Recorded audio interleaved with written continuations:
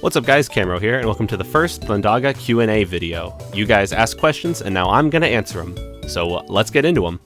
So the first question comes from Hunter X. He says, I've been watching your tutorials one by one, thank you, and I would like to ask if you would make a tutorial on how to make a beauty competition in the Pokemon games. So unfortunately right now that is, to my knowledge, impossible. I don't think anybody has recreated any of the contests yet. I've been keeping an eye out though, because this question has been asked a lot. Yeah, right now I don't think anybody has made any of those competitions, and right now I currently don't know how to do those. I mean, I could look into recreating it myself, but that seems like it would be a lot of work, and yeah, it'd be really tricky to do. So right now I don't know how to do that. But then the comment continues and says, that and remember how the grass had ash in Pokemon Emerald when you walked to Mount Chimney? Okay. I would also like to know how you can edit the tiles to have that ash effect when walking over them. Okay, so I've actually gone and recreated this, so let me show you. So there's a couple things going on here.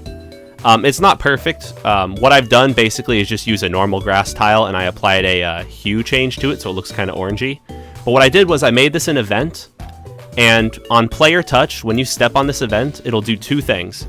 It'll control a variable, a new variable I've made called Ash Count, and it'll turn Self-Switch A on. And then there's a second event page where there's nothing, and if Self-Switch A is on, then it's that. So when you step on this, it'll increase Ash Count by 1 and then disappear.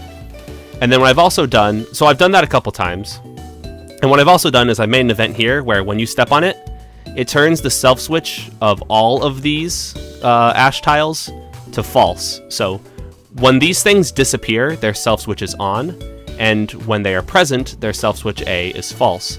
So what you could do is put a whole bunch of these towards the beginning of the route, so every time you exit and enter the route, the ash tiles reset. So that's pretty cool. Another thing I've done here is I've made a guy that you can actually buy items from using your ash. So the first thing he does is he says you are holding /V30 ash. So what that does is it displays the value held in variable number 30, which is how much ash we have. And if you don't want to buy anything, he says no. Okay, then if you do want to buy something, it does a check for ash count. So if your ash count is greater than or equal to 200, then you can buy the blue flute. And then it gives you a blue flute and then removes 200 from your ash count by using control variable and then subtracting 200. Otherwise, if you don't have 200, he just says, hey, you don't have enough ash. So I'll show you this real quick. It's kind of cool. It's not perfect, but I think it gets the job done. The only thing that'll be a real problem or pain with this is setting all of these self-switches back to false. So when you step on them, they disappear. And I've done it a couple times as a test, but now he says I'm holding 18 ash. No, I don't want you to make an item. And then I can keep exiting and entering and resetting. So each of those events is an ashy space, so that's kind of cool. And I don't have enough ash. But if I use variables and go down a bit, I can change that variable. So let's give myself like 10,000 ash. Now I have a ton of it. I can talk to him, and it updates to show me how much ash I'm holding, and then I can buy a red flute. Cool. So hopefully that answered your question. Yeah, I'm sorry that I can't do the Pokemon competitions. Those are a little trickier. But yeah, thank you for your question.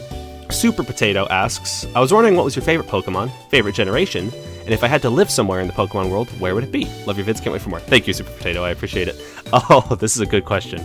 Okay, my favorite Pokemon ever since I was young is Blastoise. Because when I first played Pokemon Blue, Pokemon Blue was my very first Pokemon game. So, you know, Blastoise is on the cover. I had a plush Blastoise. I chose Blastoise in the game. I was all about Blastoise. So I believe I would say he's my favorite Pokemon. I also really like Larvitar and Tyranitar and Zapdos. Those are like my tops. Favorite generation. Ooh, this one's tricky.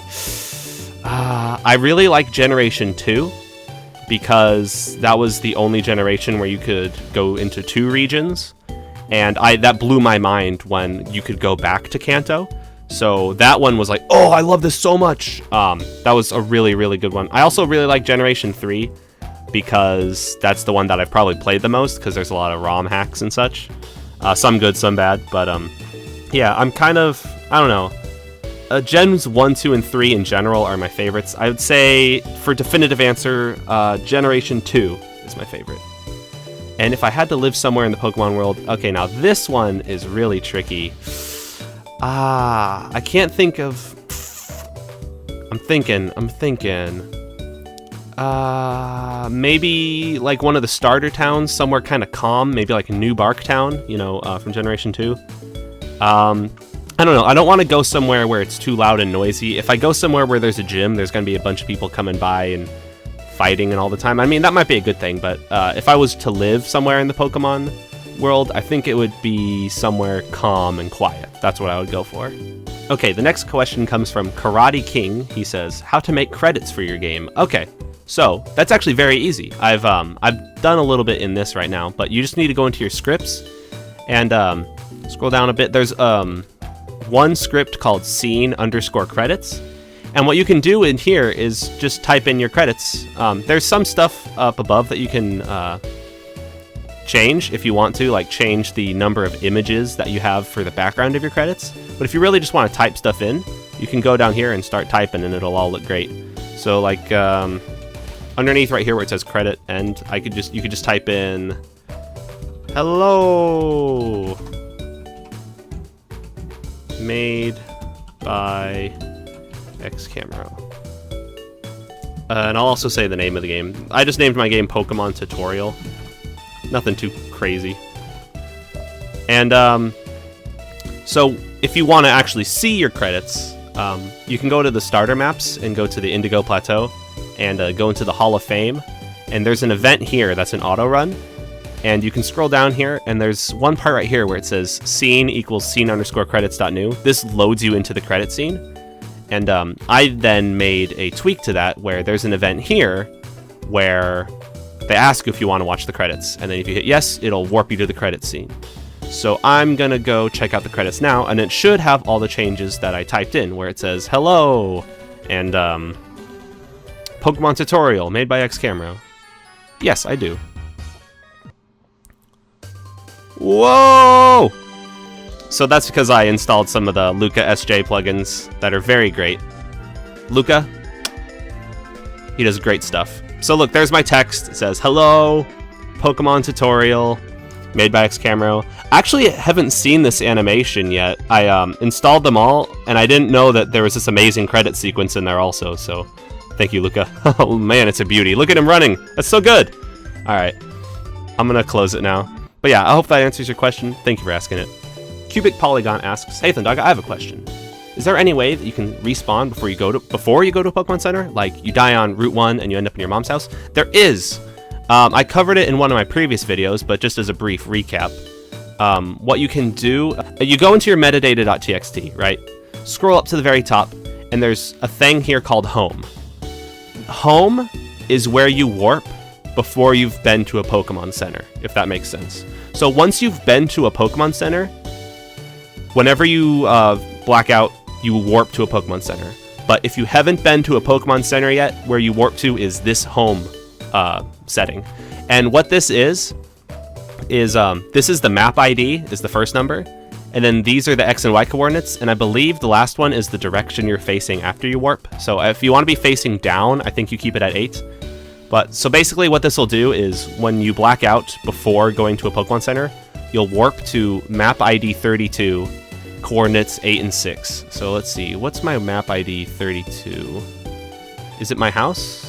Yeah, it is. There it is.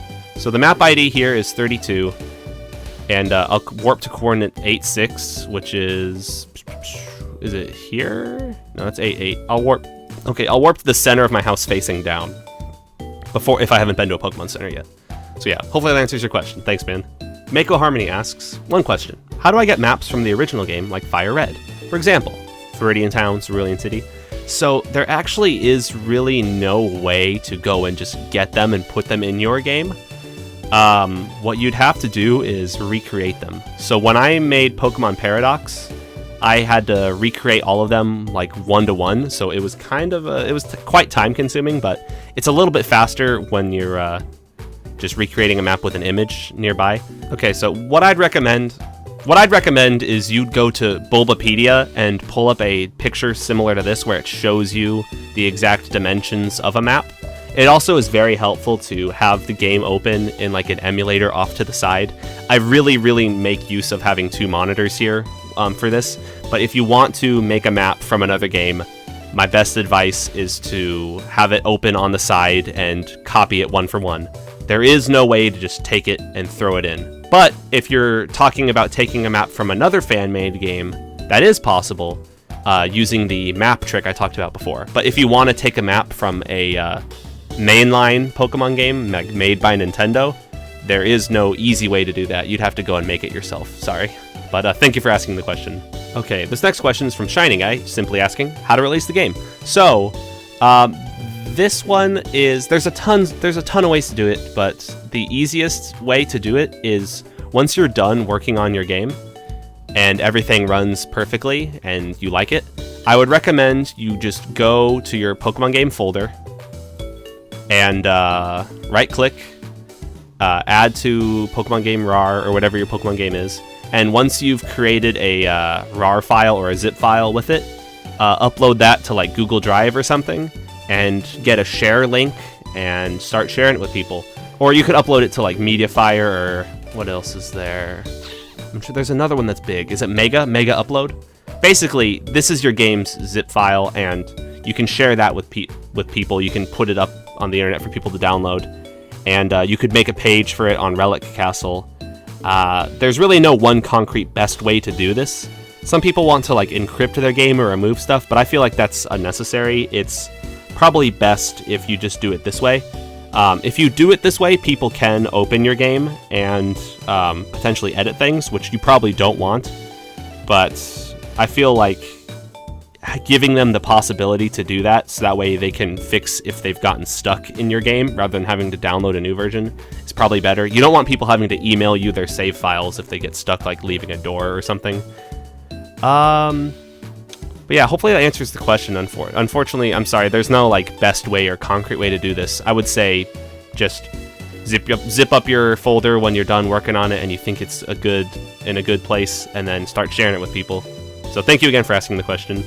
Allpaul76 Falcon asks, hey Thundaga, 1 out of a million questions in the comments. Can you go over where it checks to see that you've captured all the Pokemon on a specific route, and an NPC will give you an item for showing you caught them all, like in black and white? Okay, is that a thing? So, if you read this, please let me know. Hey, I'll let you know. So, it currently isn't a thing, but I was able to recreate it, so now it is a thing. Let me show you. So, there is a script command, what you can do to check and see if a trainer has caught a Pokemon. And it's right here. It's called $trainer.hasowned ? And then parentheses, and then colon, and then the species of the Pokemon. So what this conditional branch does right here is it says, hey, have you caught a Pidgey? If yes, the first thing happens, where text appears saying you've caught a Pidgey. Otherwise, he says, hey, you haven't caught a Pidgey. So what I've done here is I've created another conditional branch that checks multiple, and if you've caught all of the species listed, then he'll give you an item. So this will be very similar to what you're talking about, where let's say you're on Route 1, and on Route 1 there's a Pidgey and a Rattata, or Rattata. Man, I always mispronounce that. So let me show you what it is right here. So this is a conditional branch, and then you go to page 4 of the conditional branch, and then script. So here's how it works. $trainer.hasowned Pidgey. And, so 2 ampersands right there is an and. So if you've caught a Pidgey, and then repeat that code. So trainer has owned Rattata. So if you've owned a Pidgey and you've owned a Rattata, you've caught everything on the route. So then the text here says you've captured all of them on the route. Here's your reward, and then they do kernel.pb receive item to give you a nugget, and then it turns self switch A on. Then it goes to the second page where if self switch A is on, he says good luck catching all Pokemon on all the other routes. You could even catch them all. So he only gives you the item once, but otherwise, if you haven't caught all these Pokemon, the else happens where he says, you have not captured every Pokemon on this route. Come back when you have for a reward. So I also put these conditional branches up above that, so it kind of like shows you the Pokemon you're still missing. So he says, basically, from start to finish, if you've caught every Pokemon on this route, I'll give you a surprise. Let's see. And then he checks to see whether you either have or haven't caught the first Pokemon, whether you have or haven't caught the second Pokemon, and then it checks all of them in a final one where you either have or you haven't. So I think that should be basically what you're talking about. If you wanted to add on to this, like let's say for example, on Route 1, there's also a Mankey. What you could do is just copy this, go to the end, okay, type in 2 ampersands, if I could find it on my keyboard. I never use ampersand. Paste, there we go, and then type in Mankey. Cool. So if you've caught a Mankey, and if you've caught a Rattata, and if you've caught a Pidgey, then he'll give you the reward. So I can show it to you. I can test it out. Let's test this out. Let me give myself... Actually, no, let me run through it before without giving myself any Pokemon. Alright. If you've caught every Pokemon on this route, I'll give you a surprise. Let's see. You have not captured a Pidgey. You have not captured a Rattata. You have not captured every Pokemon on this route. Come back when you have. So, I didn't copy the final conditional branch for the Mankey, but I think you get the picture. So let me start giving myself Pokemon. Alright, so let's test them out now. If you've caught every Pokemon, I'll give you a surprise. Let's see. Ooh, you have captured a Pidgey. You have captured a Rattata. You have captured all the Pokemon on this route. Here's your reward. So you get a nugget, and then you can change that reward to be something else if you want it. It's really impressive to catch that many different Pokemon. Yay! Good luck catching all the Pokemon. So every time you talk to him from now on, he just says that. He won't give you the nugget again. So hopefully that answers your question. I'm actually pretty proud of that little event. It's pretty cool. So thank you again for asking the question, Alpal76Falcon. I appreciate it. Alright, Sync, I think that's how it's pronounced, says, amazing, bro. I watch all your tutorials and I want to ask you something. 1, could you tell me how the script works for a trainer that can be battled infinite times? And 2, do you have Skype? So 2, unfortunately, I don't really have or use Skype. I try to use Discord now, and even then I don't use it as much as I should. But question 1, I can definitely help you out with. So what I've done here is I've created a fisherman, and basically what I've done is I just copied the battle conditional branch from another trainer, and inside you'll notice all there is text. I'm not turning any self switches on. So normal trainers, when you fight them and beat them, they'll turn a self switch on, so that way you don't fight them again. But this guy has no self switch inside, meaning you can fight him again. So every time you talk to him, he'll say, hey, battle me infinite times. Then it'll run the conditional branch, and then afterwards he'll say, GG, well fought, battle me again sometime. And then you can battle him again and again and again over if you want. So let's test it out. So I'm gonna hold control so that way I skip the battle. Actually, no, I'll battle him normally. I'll beat up this guy just so I can prove it, just so I can prove a point. So here we go, here he is, here's our guy. He says, hey, battle me infinite times. Then the battle starts, and he's gonna use the special intro because I set that up for him because he's a real cool guy. Look how cool his intro is. That's how you know he's gonna be an infinite guy. Just because he's so dang cool. Alright. So now we fight. I'll use Dark Pulse just to finish him off. Real fast. He's got a low level Rattata. Man, I keep saying that wrong. Jeez. Cool. Please. Oh, I lost. Very nice. GG, well fought. Battle me again sometime. Cool. Battle me infinite times. And there it is. So it's super easy to set up a trainer that you can just keep battling over and over again. And if you want to, you can make it so that way every time you beat him, instead you fight somebody that's even more difficult, but, you know. And the way that you would do that is by setting a self switch here, A to be on, and then a new event page where if A is on, then you fight a version of him where he's even stronger, and then that one sets B on, and then another event page where if B is on, you fight a third one that's even stronger.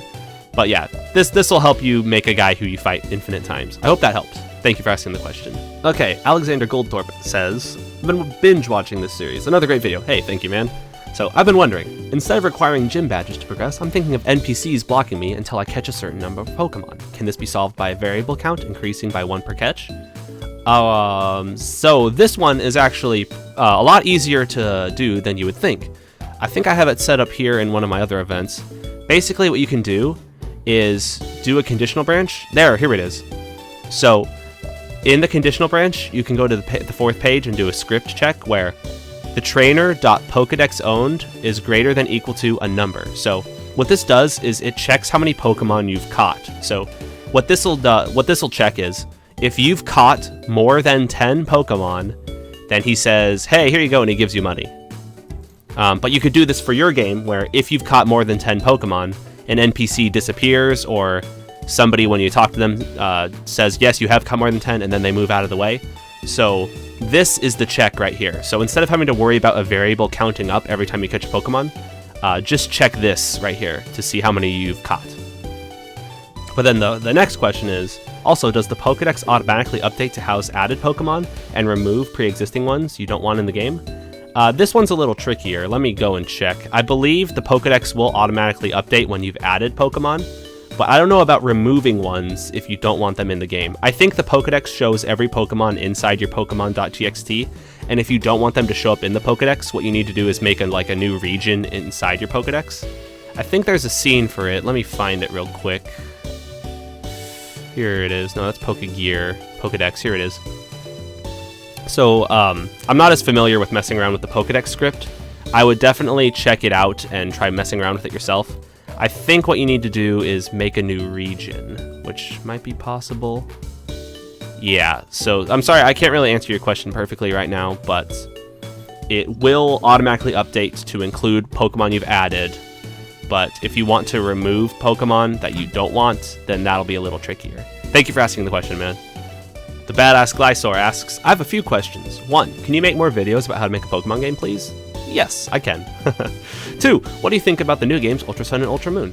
I don't know, I'm torn. On one hand, it definitely increases the value of my 3DS capture card, so I can continue streaming games from that. I don't know, They did it with Pokemon Black and White when they made Black and White 2, where they just had the fusion on the cover, and it looks like they're doing that again. I'd rather, because I really like the region. I'm torn. It's hard to say. I guess it'll depend on how much they're adding. I really want them to just make a mainline Pokemon game on the Switch, though. But yeah, I think they're interesting. I don't know. I'm not mad. I know there's probably some people who are like mad and are like, just move on to a new region. But I'm like, I don't know. We'll see what they do. I mean, I'll only be mad if they release a game and it sucks. And I doubt that will ever happen because of how high quality the products they release are. So yeah, that's what I think. And 3, what do I think about the future of your channel? Thanks for answering. Oh, that's a very good question. So, I want to continue doing Pokemon stuff, but I also don't want to be only Pokemon. I want to move on and play other games in the future for sure. I'm thinking of potentially doing like more Let's Play stuff with like maybe some friends and like get them in the mix. I want to play Persona 4 on do a YouTube playthrough of that. I know for a fact I want to do that. But I don't know, if there's any other games you want to see me play through, let me know. But I do like doing Pokemon stuff, and I do want to continue doing Pokemon tutorials and maybe just like game development in general if I move on from Pokemon to like doing like a tutorial for something else like Unity maybe. But yeah, a lot of video game stuff. Maybe like a live action sketch or two if people would be into that, but I don't know. I got a lot of ideas floating around. It's just I haven't gone and done them all. But yeah, thank you for your question, man. I really appreciate it. Those were good. Creepy Bunny asks, can you please add a tutorial over Pokemon mounts like in Sun and Moon that you can ride on Tauros? And only if you know it, of course. This one's a little tricky. I think that this could potentially be possible with scripting if you make something very similar to the bike script, but I currently don't know how to do it, and I don't think I've seen anyone else do it in any of their games. So this one would require basically kind of scripting an entire new feature, and I currently don't know how to do that. Thank you for your question, though. I really appreciate it. Dot Productions asks, can you do a part in this series on trainer cards, like how to move and remove parts of it, as well as reload allocating where the badges position themselves in the card? Yes, I definitely can do a series on this. Trainer cards are basically one of the best things to look at if you're getting into modifying the scripts. And I mean, in the meantime, what I would say is just try messing around with it yourself and see what you can do. But the trainer cards are probably one of the most beginner-friendly things to tackle, so I would definitely be down to covering this in a future episode. Thank you for your question, man. Joselix Vicuña asks, can you make Primal Groudon, Primal Kyogre, and Mega Rayquaza? I think they're already in. They might already be in the game. You just need to add the item for them and add the art for them. But I can do a tutorial on them also if need be. But let me check. I think if I just do Control-Shift-F Primal, it would be in the Mega Evolution section. Here we go. And do Control-F Primal from here. Find next, find next. Let's go. So they handled a lot of it. All right, cool. So basically what you need to do is make an item in all caps called the blue orb. And if you have Kyogre hold it, then he can go primal. And it'll change his ability. It'll change a lot of his stuff. You still need to include the art in your game. So I guess I'll make a tutorial for it. But yeah, long story short, some of it's already been implemented in the base version of Essentials. So I'll tap into that next time. Thank you for your question, man. Karate King asks, does anyone know what program is best for making/editing sprites? I highly recommend Photoshop, and it's not free, but if you do illegal stuff, it is. If you want to use good free programs for making and editing sprites, let's see, GIMP is good. There's also Paint.net.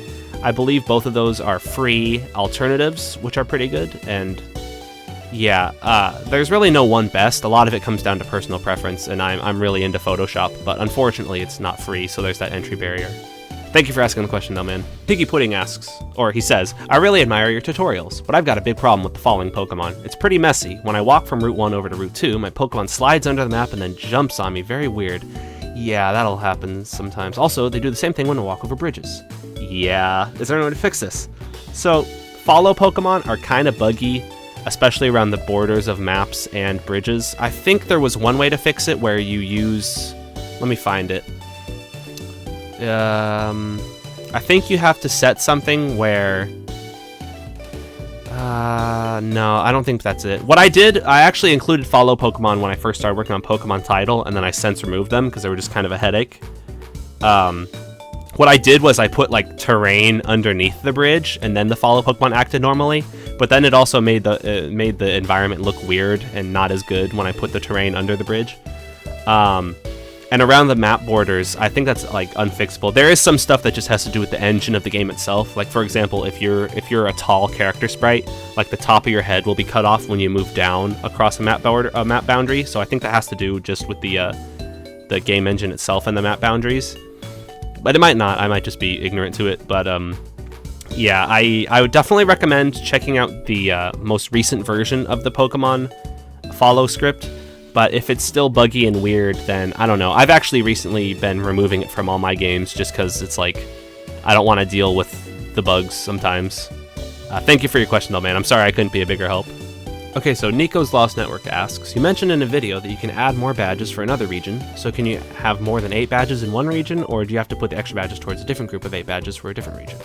Whew. So the answer to this question is every one region has 8 badges, and I think it might be possible to edit it in scripts, but not to my knowledge. It's probably possible, but I don't know if it's worth. So if you want to add more badges, those need to go towards a different region. So 8 badges per region, and if you have 8 and you want to add another, that 9th one has to go towards the second region. So like for example, region 1 has badges 1 through 8, region 2 has badges 9 through 16. Also, how do you create the gates before the Elite Four that checks if you have all the badges? So every time you give the player a badge, you should also increment a variable called num badges. I think that's done in the first gym. Also, they show it off. They increase... Let's see. Oh, they defeat a gym. I think there's a variable for it. But, I mean, there's multiple ways to do it. You can see... Oh, yeah, actually, this is probably a better way to do it. Every time you beat a gym, you do defeated gym 1 on, and then when you defeat gym 2, defeat gym 2 on. I like to do stuff in variables, but if you want to do it with the switch, that's true also. But basically, if defeated gym 1 is on, then you can pass. Otherwise, no. Basically, if you want to make the gate, like I was talking about, you need to set the name to be counter. If the name is something else, it won't work.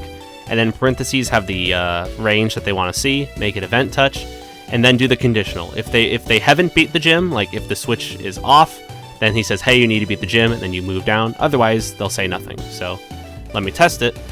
And since I haven't beaten the first gym, he'll turn me away, which is exactly what we want for our gate. So let's try it. Cool.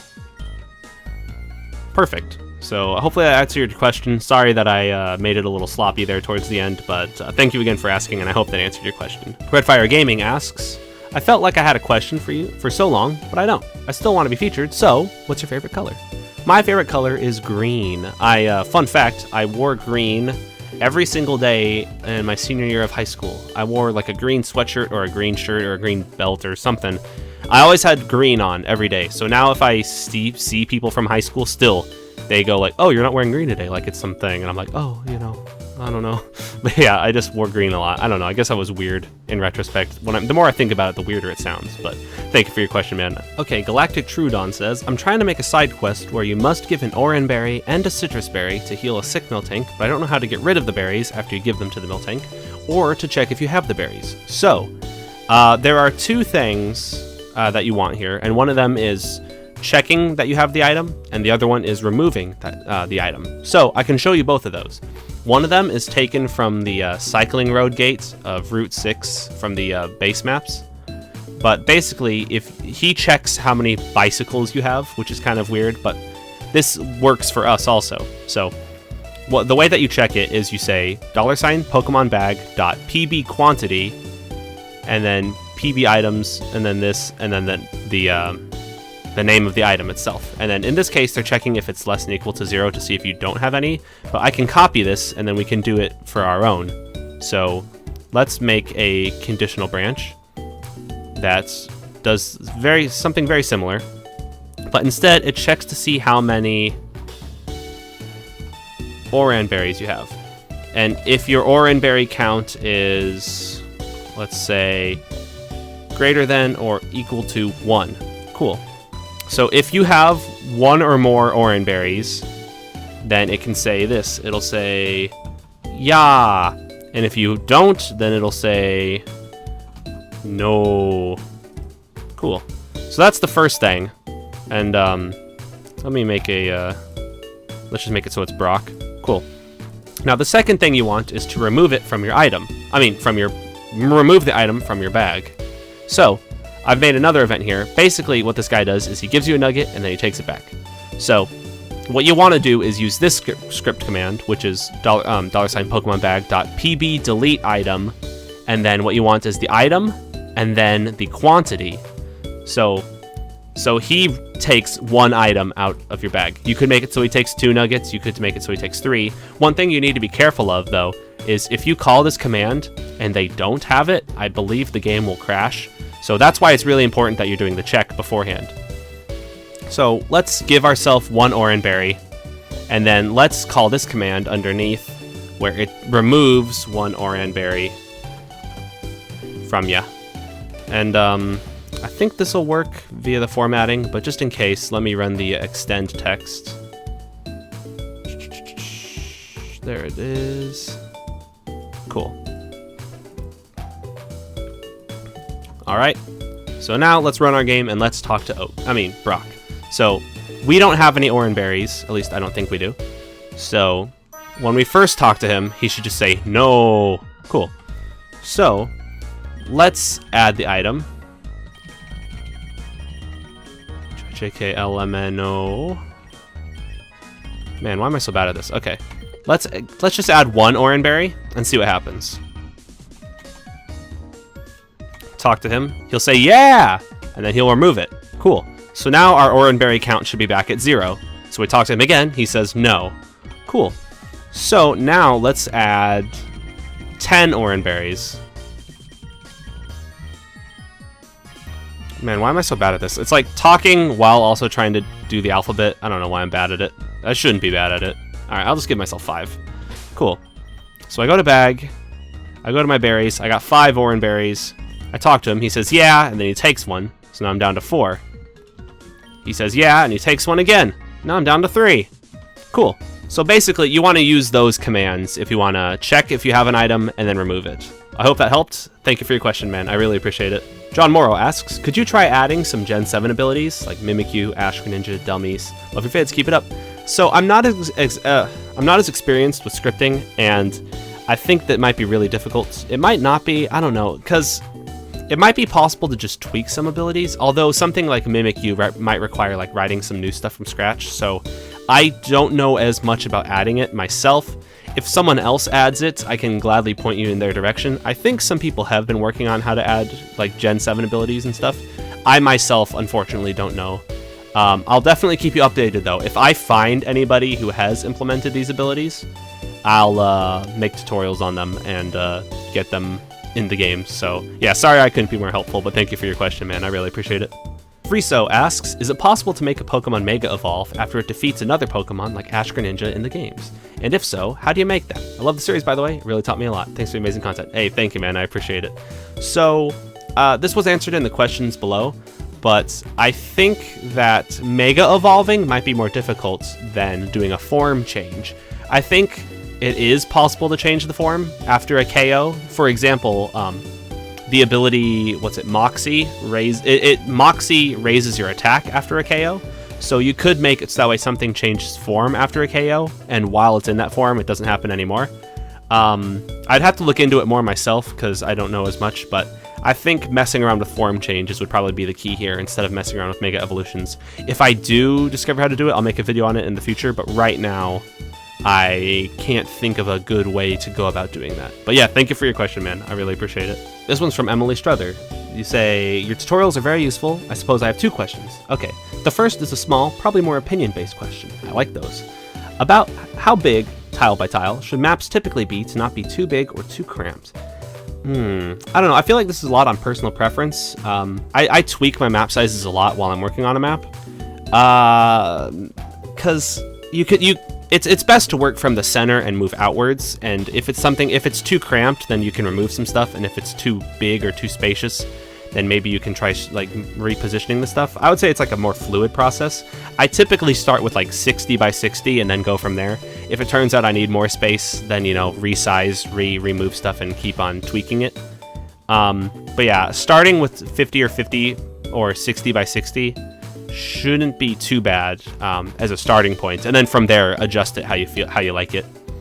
Okay, so the second question is a bit larger. How do you change how the menu screen looks? I assume you want to change the graphics. That'd be relatively easy, but if you want to change how it's positioned on the screen, that would involve altering things in the script. That's correct. So there are some scripts that change the positions of some menu items, and if you want to just change how it looks, then it is simply just going into your art folder and changing some of the graphics there. If you actually want to change how some things are positioned, you got to go and do some script editing. I don't know if I want to do it exactly right now. I do want to do a video in the future, though, where I show off some of the scripts that edit the menus. It's a little bit easier than you'd think to plug in some of the scripts and get your menus running, and it's also a little bit easier to tweak the stuff. But in terms of going and writing the new menus from scratch, that's a little bit more difficult. So I don't know if I can come up with a better answer than that right now. But I will probably cover more menu stuff in the future. Yeah, it's just scripts. So thank you again for your question. Hopefully that helped out. All right, thank you everybody for your questions. Hopefully I got them all. If I missed any, I'm sorry, and I'll probably do another one of these because these are kind of fun. I just sat down and answered questions for like an hour, I don't know, on and off. Yeah, so you know the usual stuff, you know, follow on Twitter, YouTube, Twitch, all the good stuff. Join the Thundaga Discord. And yeah, hopefully I answered your question. Hopefully you guys like these types of videos, and hopefully I see you guys next time. Bye guys, and have a good one.